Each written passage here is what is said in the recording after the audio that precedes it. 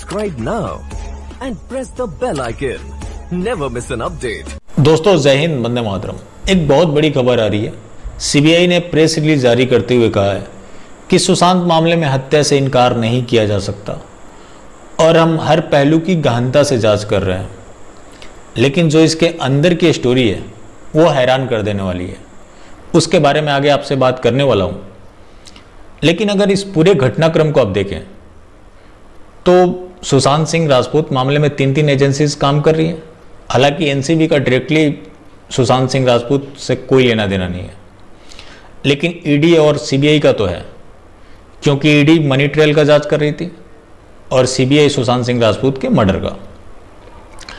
जब ईडी ने इस मामले की जांच करनी शुरू की तो रियाज चक्रवर्ती के खिलाफ पर्याप्त सबूत थे कि वो गिरफ्तार कर सकते थे, लेकिन उन्होंने ऐसा नहीं किया और लोगों ने भी इसका प्रोटेस्ट नहीं किया।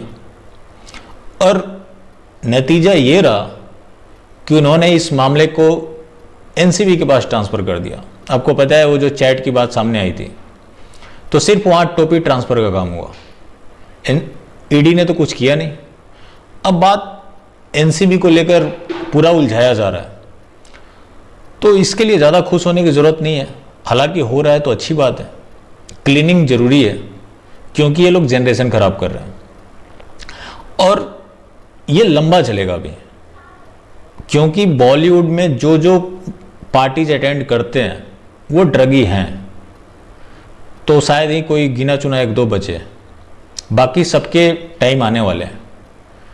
अब इसमें आज दीपिका पादुकोण का इतना हैरान कर देने वाला बयान सामने आया। उसने बोला कि मैं तो ड्रग्स लेने की एक्टिंग कर रही थी और मैं जिम जाती हूँ, मैं कैसे ड्रग्स ले सकती हूँ। मतलब सुशांत सिंह राजपूत भी तो जाते थे जिम, वो ड्रगी थे और ये ड्रगी नहीं है। कमाल का तर्क है।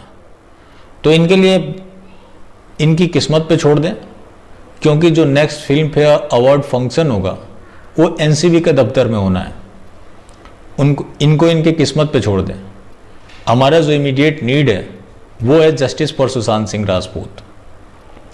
अब इस पूरे क्रोनोलॉजी को समझें। सीबीआई ने वहाँ कुछ लोगों के जांच किए थे, पूछताछ किए थे। तो ऐसा नहीं है कि सीबीआई खाली हाथ लौट कर आई है। सीबीआई के हाथ में भी सबूत लगे हैं, क्योंकि आम जनमानस हर जगह की एक है। और वो सबूत किसके खिलाफ है? बेबी पेंगुइन के। आपने एक चीज़ देखी होगी, इधर सीबीआई दिल्ली पहुंचती है और संजय राउत देवेंद्र फडणवीस से मिलते हैं, और जो खबर आ रही है उन्होंने तो मुख्यमंत्री पद तक का भी ऑफर दिया हुआ है। अब आगे क्या डेवलपमेंट होता है मैं नहीं जानता, क्योंकि इस पॉलिटिक्स की अगर आप बात करें तो तीन चीज़ ही इसका थंब रूल है। पहला, विचारधारा का मतलब सत्ता। दूसरा, बंद कमरे में कुछ और बाहर कुछ और तीसरा, इसमें कोई किसी का अस्थायी दोस्त और दुश्मन नहीं होता। अब कुछ लोग उसको लेकर भी ये दावा कर रहे हैं कि अगर शिवसेना बीजेपी ने हाथ मिला लिया तो मैं उसका समर्थन करना छोड़ दूंगा। भाई तेरी समर्थन तू अपने पास रख, उससे क्या फर्क पड़ता है तू किसको करता है किसको नहीं करता है। यहाँ तो मैटर सुशांत सिंह राजपूत की जस्टिस को लेकर है। आज तो टाइम है, आप फाइट कर सकते हैं, लेकिन जब सब कुछ निकल जाएगा फिर आप क्या करेंगे। और इस पूरे देश की बात करें तो सबसे बड़ा जो पावर है वो पॉलिटिकल पावर है। उसके सामने कौन है? और जो सुशांत सिंह राजपूत के जस्टिस का मामला है, एक कॉमन सिटीजन के लिए बहुत ही ज़रूरी है, ताकि उसका फेथ इस डेमोक्रेसी में बना रहे। वरना एक दौर था जब पंडित जवाहरलाल नेहरू इस देश के प्राइम मिनिस्टर थे, आम जनता देश के संविधान के बारे में नहीं जानती थी। और आज का एक दौर है कि लोग इतना प्रोटेस्ट कर रहे हैं, उसके बावजूद अगर इस मामले में कोई जस्टिस नहीं हुआ तो आम इंसान, अगर उसके साथ कुछ भी गलत भी हो रहा हो और सामने वाला पावरफुल हो, तो उससे कंप्रोमाइज़ कर लेगा। और सबके सामने क्या एग्जाम्पल होंगे कि सुशांत सिंह राजपूत मामले में इतना प्रोटेस्ट करके क्या हुआ। और दूसरी बात, ये जो इनके पीआर गैंग्स हैं, ये भी समय समय पर उलाहना देते रहेंगे। अभी भी देना शुरू कर दिया है। सीबीआई इधर आई, संजय राउत बाहर कुछ और बोल रहे थे।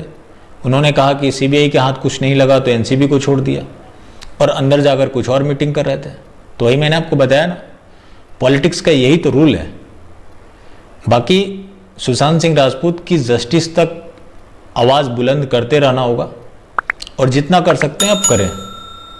फिर मिलते हैं किसी और अपडेट के साथ। अगर आपको पसंद आई हो तो सब्सक्राइब करें और ज़्यादा से ज़्यादा लोगों तक शेयर करें।